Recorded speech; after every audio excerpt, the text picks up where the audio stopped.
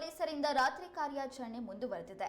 Shivamogga A ಉಪವಿಭಾಗ ವ್ಯಾಪ್ತಿಯ KR Puram, ಸಿಗೇಹಟ್ಟಿ, OT ರಸ್ತೆ, ಎಂಟಿ ರಸ್ತೆ, ಸವಾಯಿಪಾಳ್ಯ, ಹೊಸಮನೆ, ಶರಾವತಿ ನಗರ, ನಾಗಪ್ಪಕೇರಿ, ಲಷ್ಕರ್ ಮೊಹಲ್ಲಾ, ಯಲಕಪ್ಪನಕೇರಿ, ಮೆಹಬೂಬ್ ಗಲ್ಲಿ, ಉರ್ದು ಬಜಾರ್, ಗಾಂಧಿ ಬಜಾರ್, ಚೋರ್ ಬಜಾರ್, ಕುಂಬಾರಗುಂಡಿ, ಕಸ್ತೂರ್ಬಾ ರಸ್ತೆ, ಶಿವಮೊಗ್ಗ ಬಿ ಉಪವಿಭಾಗ ವ್ಯಾಪ್ತಿಯ ರವೀಂದ್ರನಗರ, ಉಷಾ ವೃತ್ತ, ಬೊಮ್ಮನಕಟ್ಟೆ, ರಾಗಿಗುಡ್ಡ, ಮಲ್ಲಿಕಾರ್ಜುನ ನಗರ, ಚೋಡಿ, ಭದ್ರಾವತಿ ಉಪವಿಭಾಗ ವ್ಯಾಪ್ತಿಯ ಕೋಡಿಹಳ್ಳಿ ಕ್ರಾಸ್, ತೀರ್ಥಹಳ್ಳಿ ಉಪವಿಭಾಗ ವ್ಯಾಪ್ತಿಯ ಚಿಕ್ಕಪೇಟೆ ನಗರ, ಹೊಸನಗರ ಬಸ್ ನಿಲ್ದಾಣ, ಸಾಗರ ಉಪವಿಭಾಗ ವ್ಯಾಪ್ತಿಯ ಖಾಸಗಿ ಬಸ್ ನಿಲ್ದಾಣ, ಸಾಗರ, ಯಳವರಸಿ, ಕಾರ್ಗಲ್, ಶಿಕಾರಿಪುರ ಉಪವಿಭಾಗ ವ್ಯಾಪ್ತಿಯ ಭದ್ರಾಪುರದಲ್ಲಿ ಆಯಾ ಪೊಲೀಸ್ ಉಪಾಧೀಕ್ಷಕರುಗಳ ನೇತೃತ್ವದಲ್ಲಿ ಪೊಲೀಸ್ ನಿರೀಕ್ಷಕರು, ಪೊಲೀಸ್ ಉಪನಿರೀಕ್ಷಕರು ಮತ್ತು ಸಿಬ್ಬಂದಿ ತಂಡಗಳು ಕಾಲ್ನಡಿಗೆಯ ವಿಶೇಷ ಗಸ್ತು ಮತ್ತು ಠಾಣಾ ವ್ಯಾಪ್ತಿಗಳ ಹೊರವಲಯಗಳಲ್ಲಿ ವಿಶೇಷ ಗಸ್ತು ಮಾಡಿ ಅನುಮಾನಾಸ್ಪದ ವ್ಯಕ್ತಿಗಳ ವಿರುದ್ಧ ಒಟ್ಟು 33 ಲಘು ಪ್ರಕರಣಗಳನ್ನು ದಾಖಲಿಸಿದ್ದಾರೆ. ಮಾದಕ ವಸ್ತು ಗಾಂಜಾ ಸೇವನೆ ಮಾಡಿರುವ ಬಗ್ಗೆ ಅನುಮಾನ ಬಂದವರನ್ನ ವೈದ್ಯಕೀಯ ಪರೀಕ್ಷೆಗೆ ಒಳಪಡಿಸಿದ್ದು, ಗಾಂಜಾ ಸೇವನೆ ಮಾಡಿರುವಂತದ್ದು ದೃಢಪಟ್ಟ 6 ಜನ ಆರೋಪಿತರ ವಿರುದ್ಧ ಪ್ರಕರಣವನ್ನ ದಾಖಲು ಮಾಡಿಕೊಳ್ಳಲಾಗಿದೆ. ಇದೇ ವೇಳೆ ಶಿವಮೊಗ್ಗ ಜಿಲ್ಲೆಯಲ್ಲಿ ಗಾಂಜಾ ವಿರುದ್ಧ ಪೊಲೀಸರು ಸಮರವನ್ನ ಮುಂದುವರಿಸಿದ್ದಾರೆ. ಹಲವಾರು ಪ್ರಕರಣವನ್ನ ದಾಖಲು ಮಾಡಿಕೊಳ್ಳಲಾಗಿದೆ.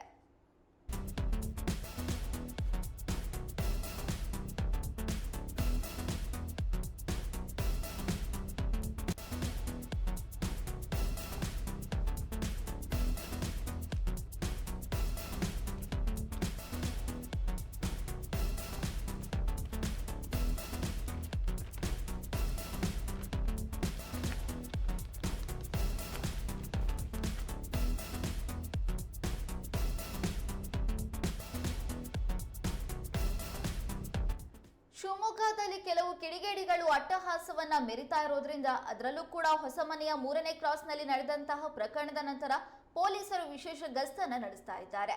ಇದೀಗ ಶಿವಮೊಗ್ಗ ಪೊಲೀಸರಿಂದ ರಾತ್ರಿ ಕಾರ್ಯಾಚರಣೆ ಮುಂದುವರೆದಿದ್ದು, ಶಿವಮೊಗ್ಗ ಎ ಉಪವಿಭಾಗ, ಶಿವಮೊಗ್ಗ ಬಿ ಉಪವಿಭಾಗ, ಶಿವಮೊಗ್ಗದ ಹಲವಾರು ಕೇರಿಗಳಲ್ಲಿ ವಿಶೇಷ ಗಸ್ತನ್ನ ನಡೆಸಿದ್ದಾರೆ. ಅದರ ಜೊತೆಗೆ ಭದ್ರಾವತಿ, ತೀರ್ಥಹಳ್ಳಿ, ಹೊಸನಗರ ವ್ಯಾಪ್ತಿಯಲ್ಲಿಯೂ ಕೂಡ ಪೊಲೀಸರು ಕಾಲ್ನಡಿಗೆಯ ಮೂಲಕ ವಿಶೇಷ ಗಸ್ತನ್ನ ನಡೆಸಿ 33 ಪ್ರಕರಣವನ್ನ ದಾಖಲು ಮಾಡಿಕೊಂಡಿದ್ದಾರೆ.